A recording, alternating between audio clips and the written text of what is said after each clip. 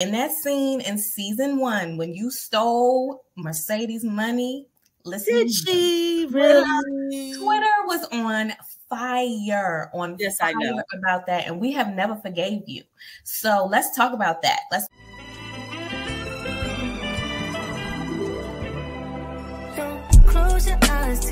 have the pleasure of speaking with actress Harriet Foy, who currently plays the role of Patrice Woodbine on the hit TV series P-Valley. Welcome to the show. Thank you so much, Jasmine. I'm very excited to be here. Thank you for having me on. It's a pleasure. She already has amazing energy, so I know this interview will be great and you guys will enjoy it in the comments. Okay, so now can you tell us a little bit of a backstory of how you landed your role on the TV show P-Valley? Well, it's a big blessing actually to work on this show, to work with Katori and the entire team. I knew Katori from back when she first came to New York as a playwright. We worked at the Lark Theater, so we had already established that relationship. The audition came around. I was doing a show in Baltimore in a play by my best friend Marcus Gardley. So it came and I was like, oh man, I got to get this together. But I was one of the leads in the show. So I was like, oh, it's a lot of lines. So literally my castmates, we waited one night after a show. We were all just so tired and I just didn't have a sex. So we put all the copy up. We had it aligned around the whole TV camera, and then they were like going like we were doing the line. So we did the audition.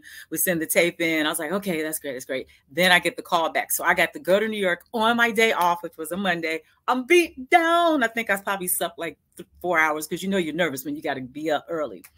So I get there, we go in. I'm all emotional anyway, and it's the scene where it's the parking lot scene with Mercedes, where it's the first scene you ever see them together. She sees her at the club dancing, and it's emotional. The song that I'm asked to sing is the same song that I sing in the show, the play that I'm doing. So I'm like, what is happening? So I do the scene. I get in this. I mean, I'm going in, you know, because it's like free. I'm tired, so I'm just everything's open. My vessel is open, and I'm just free in the moment.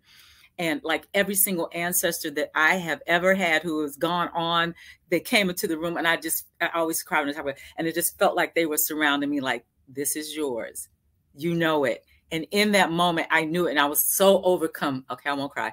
I was overcome with emotion. Like I could barely get through the song, but you know, you push through. It was a really powerful experience for me. And then a few days later, I got the call and boom, we was going to Atlanta, baby.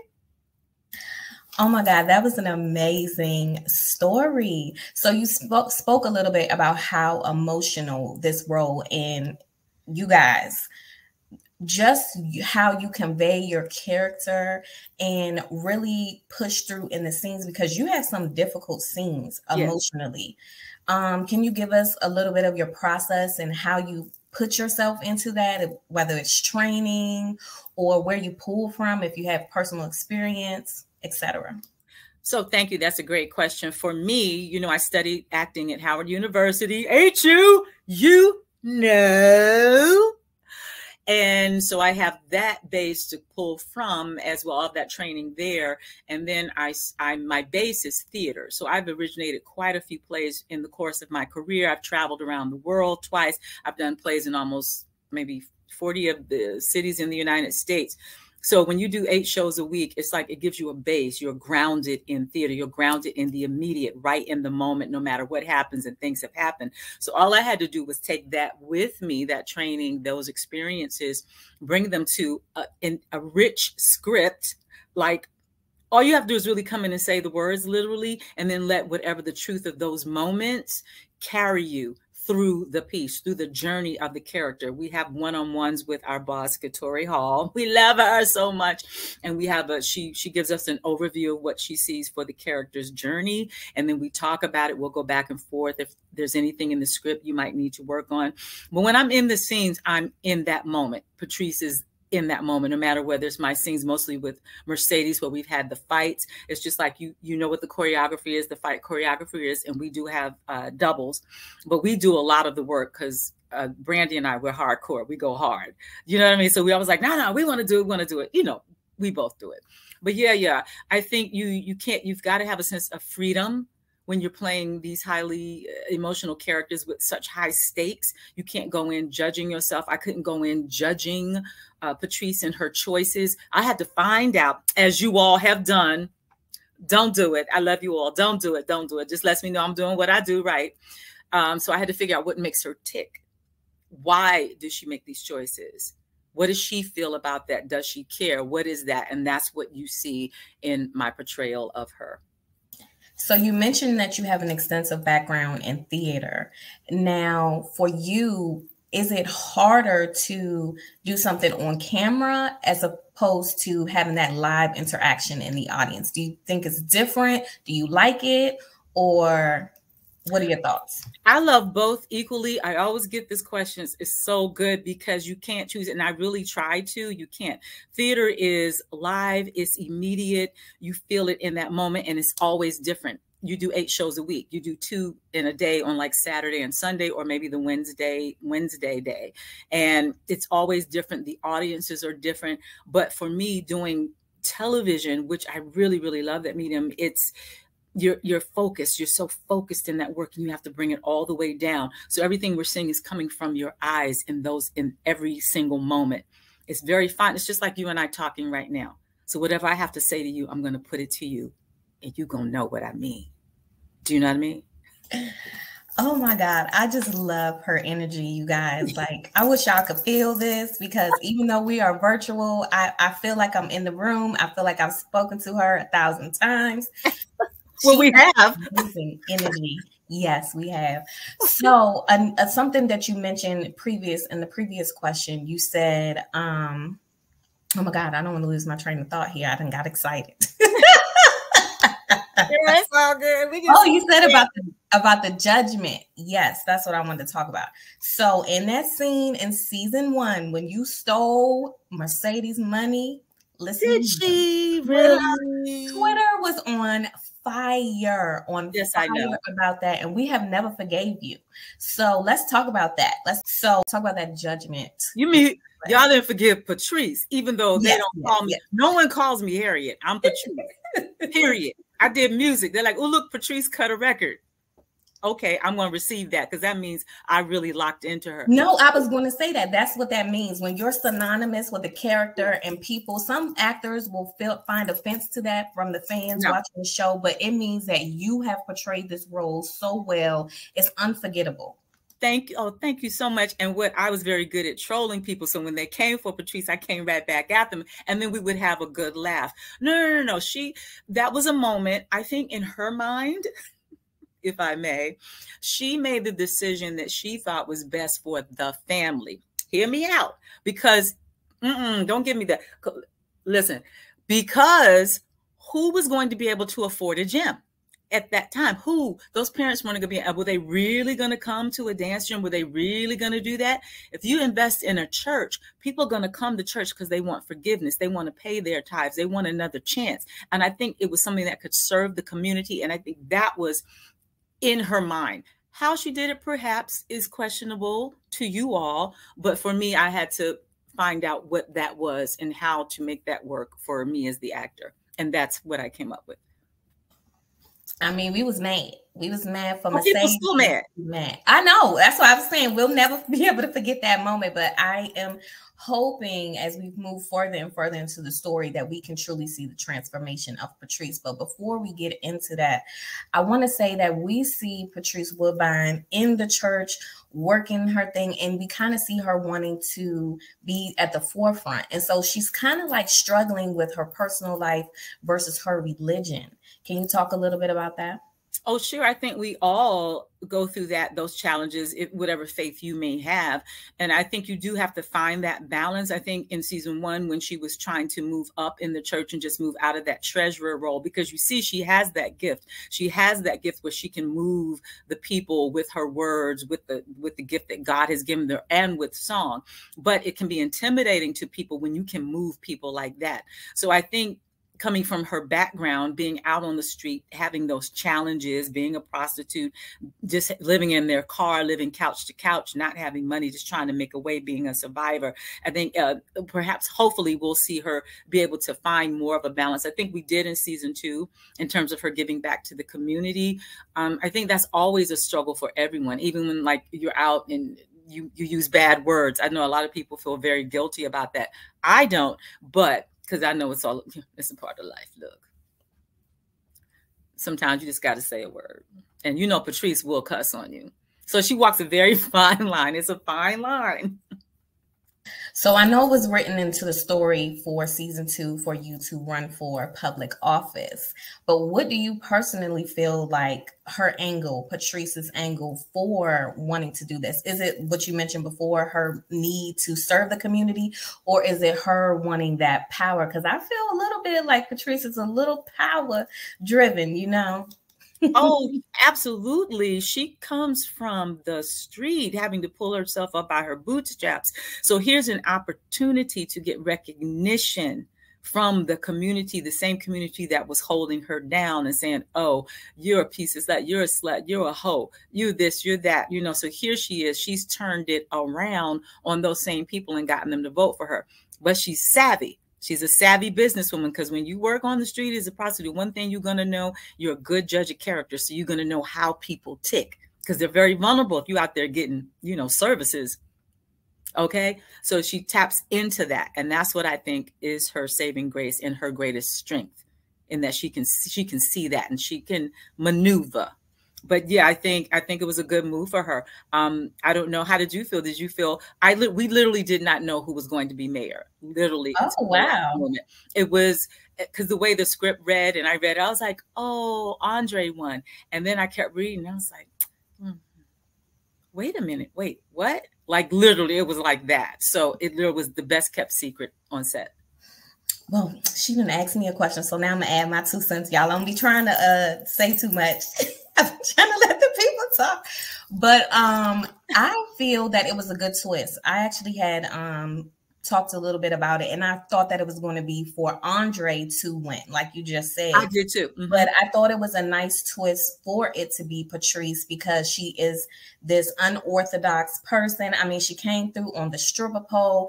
She is not afraid of her past, and she is embracing it because she knows that the community is already familiar with her and her past, and she's kind of turning over a new leaf. And that leads me to my next question, because I do like this Mayor Bishop for her going into season 3 and 4 and the development of the character. But we are seeing now more of a change in Patrice, more the good side. I mean, I'm sure we'll see some more of the past, but the good side. And the good side to me is the connection and the development of her character with her daughter. So how do you think this new role is going to affect the relationship with Mercedes in the future? Well, we'll see. They have a lot to unpack and heal from. I think they'll always love each other, but those challenges, it will be interesting to see how they work through. I'm excited to see what that looks like on the page. I think it was a big step in forgiveness, in Patrice wanting forgiveness from Mercedes by bringing her the daughter, by bringing her granddaughter, Terica. And that was a big step for her. Some people said, oh, no, it's just because she's going to be mayor. No. Because she could have taken care of that child. Patrice can do many things. As you can see, she says she wears many crowns. Well, I can rock several crowns. Okay. So, yeah, I'm excited to see how that plays out. I'm excited to see if she makes some choices that don't go over well. It's just, it could be anything, you know, but it's exciting to see. I would love more scenes. It was like so funny when we finally got a chance to play the scene together, because we hadn't had a scene all season until the last episode. So I'm very emotional as Harriet. So I was all emotional and crying. And Katori was like, yeah, that was a good take, but yeah, just a little less. I was like, okay, I can't help it. So what you see is after, like, that was like, I think the third pass through. So yeah, You know, because you just got to give them all, and then they intercut what they want and how it comes off in the story they want to tell in the editing room, which is good. So you just got to give them all you got. But you mentioned a good point that she could have taken care of Terica herself, but that was her peace offering. That was her olive branch. And I saw that, I peeped it. And so that's why I really was saying that this is going to be a development of the character, both for you and for Mercedes, and kind of bring you guys a little bit more, especially you, into the forefront of the series, because your relationship and her past and the bloodline of grandmother, and I mean, y'all are going there on this series. And as you mentioned, Katori, she is not playing with this writing. The writing is so amazing, which makes the show so good, and the way that she has selected the characters and develop them. So I have a question for you. If you had it your way, what would you want that legacy to be as far as going to Mercedes and Terica in the future, if you were writing? Well, I think what's more interesting is if there's still challenges. Like, it can't just be all in a neat little bow, because they got to work through some stuff. It would be interesting to see like a therapy session, because they always have that. There was a lot. Mercedes saw a lot that Patrice had. They had to go through. They went through a lot together. Yeah, some therapy, some good therapy with Terica jumping in there, and yeah, and maybe true to form, she might do something that put y'all back in the hate lane again. We never know with her. You just don't know. I love that word you said, unorthodox. I think I'm going to be using that from her. I really love that. That's like totally her. Yeah, she's definitely an unorthodox, unconventional character, but those are the best on TV because you can really develop them and do so much with it. And like I said, I think that your dramatic background from theater and your HU, okay, because I'm from the DMV, so. Boom, I'm about to go there tomorrow, see my mama. Look, but I think too, and find the humor of it too, like even Patrice coming to the studio to work out on the pole, just to, you know, like some funny aspects of their relationship as well. You know, that would be funny.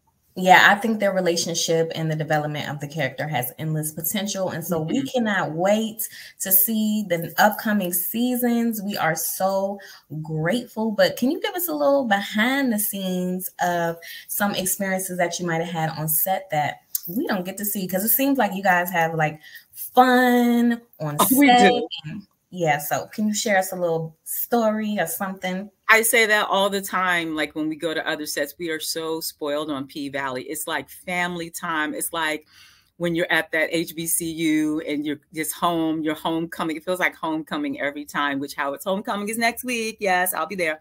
And we have a good time in the makeup, hair room. There's always good food. It's just a good, with our crew, everybody, it's just a good vibe. I would say I'm probably going to share some of my journey learning pole dance, because what happened was I didn't know that Patrice was going to be doing it. You know, in your mind, you're like, oh, she probably won't be on the pole. But so I'm in makeup and the new script was coming out and I was just hanging out that day, thankfully. And so I hear our makeup designer, she goes, oh, truck, pole, Patrice. And I went, what? Jumpsuit. I was like, what? So I was like, oh no, I got to go to class. So I immediately looked for some classes near where I was. And there was a studio up the street. Who knew? I went there. We finally got together. I was like, I need class now, because I wanted to take class before I even met with the choreographer so I could bring something to the table. I'm a dancer from my theater work, triple threat, you know, singer, dancer, actor. So I was able to at least dance. So that was helpful. But then I want to share my journey of how I learned the pole and even get into like a handstand. Girl, it's too much. I still got to work on climbing. It's really good. There was a point in class when I just started crying because I got something. It was like going backwards, and it's so unnerving and like you're disjointed in a way. But the time I got it, I was like, oh, I did it.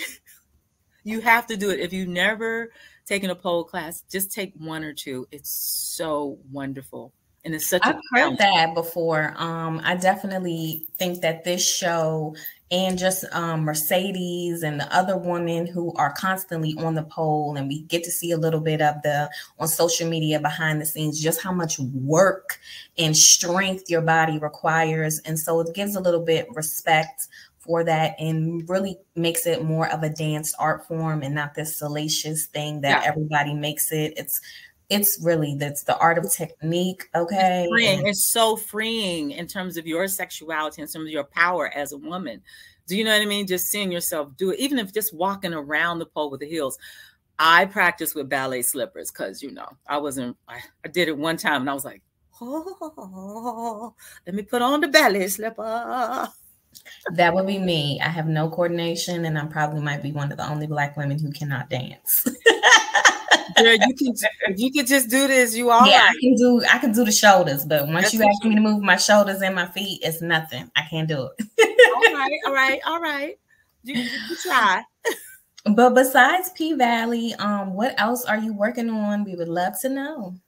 Oh, well, this summer I got to go back and revisit a musical play that we did back in Delaware Theater Center like 3 years ago. It's called Ella, First Lady of Song by Elise Summers, starring the great Frida Payne as Ella Fitzgerald. I played her cousin, Georgiana, and we had a great time. It was like a 3-week run, so a chance for our playwright to work on it again. And I started doing some music. I was so inspired by my music journey on the show that I was like, you know what? I have this little time off. Let's use my creativity. So my writing partner, Germano Toussaint, and I got together when I was in Atlanta doing season 2 and I would be off at the gym. I would send him these clips of me singing songs like, this is how it goes. These are the lyrics. Put it together. And so then we'd have conversations. So we came up with Project 111, which is dance music, house music, all the music that celebrates like the 80s, the 90s, all the great women who sang during that time during house. And I wanted to contribute to that canon and get people moving again. So that's what's going on. And we have 2 songs that are out now, La Di Da and Glow, because we need you to glow. All right. I love that. I really do. Her energy is amazing. So I can definitely see house music as being your thing. Okay. House for life, baby. Look, will we be getting a music video? We might be seeing you. We're going to do that music video. We're just giving you a little lyric video now, but yes, those will be coming out. It'll be a whole thing. Yes. Okay. I'm looking forward to it. I'm looking forward to listening to your music. I will have all the information for that listed down below. I want to thank you so much for being here. It's been a pleasure. Thank you, sis. Yes, you are amazing. Thank you. Thank you. Thank you. And I wish you best of luck in all your future endeavors. Okay. Thank you. Take care, everybody.